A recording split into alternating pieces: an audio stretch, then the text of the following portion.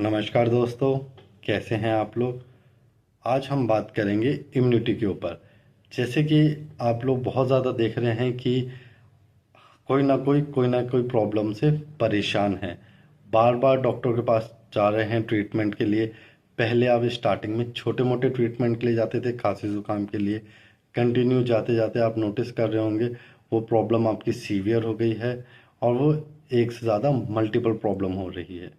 हाँ दोस्तों, मैं बात कर रहा हूँ कि जैसे जैसे ट्रीटमेंट हो रहा है, मैक्सिमम ट्रीटमेंट में एंटीबायोटिक्स का बहुत ज़्यादा यूज़ हो रहा है। जैसे जैसे आप एंटीबायोटिक्स का यूज़ कर रहे हैं, बॉडी की जो इम्यूनिटी है वो वीक होती जा रही है। आप खुद देखिए, एंटीबायोटिक अभी 5th to 6th जनरेशन की चल रही है। सबसे पहले जो एंटीबायोटिक आई थी वो पेनिसिलिन थी। उसको यूज़ करते थे, बॉडी ने उसका पूरे तरीके से इफेक्ट रहता था।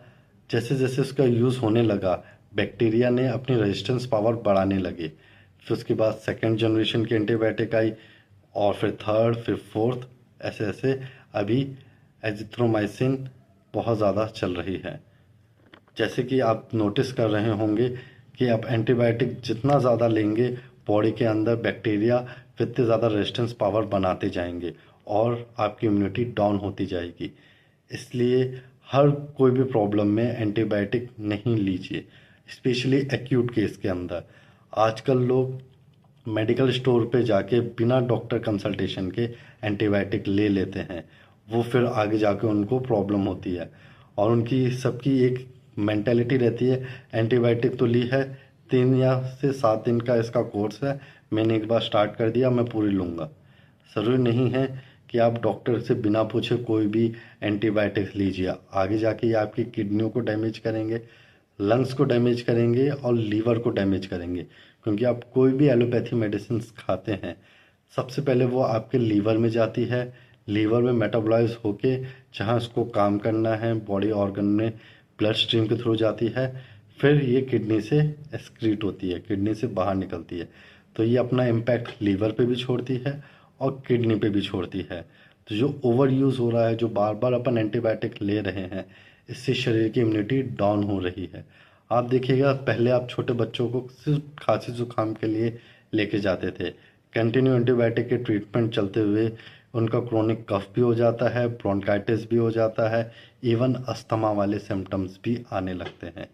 जैसे कि जुकाम के लिए कई लोग एंटीबायोटिक ले लेते हैं कि नाक से पानी है, छींके आ रही है, एंटीबायोटिक ले लिया। फिर धीरे धीरे कंटिन्यू एंटीबायोटिक के ट्रीटमेंट से प्रॉब्लम आपकी वहीं की वहीं रहती है, पर आपको आगे जाके साइनोसाइटिस, नज़ला होने लगता है।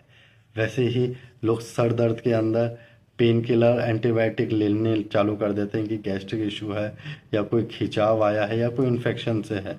आगे जाके फिर पेप्टिक अल्सर, पेट में घाव होने लगता है, कॉर्न डिसीज़ होने लगती है। इसलिए मैं कह रहा हूँ आप लोग से कि बिना किसी डॉक्टर के कंसल्टेशन के बिना एंटीबायोटिक और पेन किलर मत लीजिए, स्पेशली एक्यूट केसेस के अंदर। ये सर्कुलर भी है कि आपको बिना डॉक्टर के कंसल्टेशन के एंटीबायोटिक नहीं लेने ही है, पर आजकल बहुत ज़्यादा यूज़ होती जा रही है, जिससे आगे प्रॉब्लम्स बढ़ती जा रही है और कम एज में आपको क्रोनिक प्रॉब्लम्स दिख रही है। किडनी पूरी तरीके से डैमेज हो रही है। इस एज में आप जैसे नोटिस कर रहे होंगे, सीकेडी के, डायलिसिस के पेशेंट बहुत ज़्यादा बढ़ते जा रहे हैं। ये ओवर यूज़ है हैवी मेडिसिन का।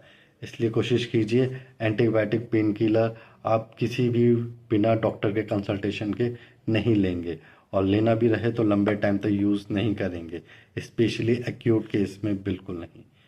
Thank you sir.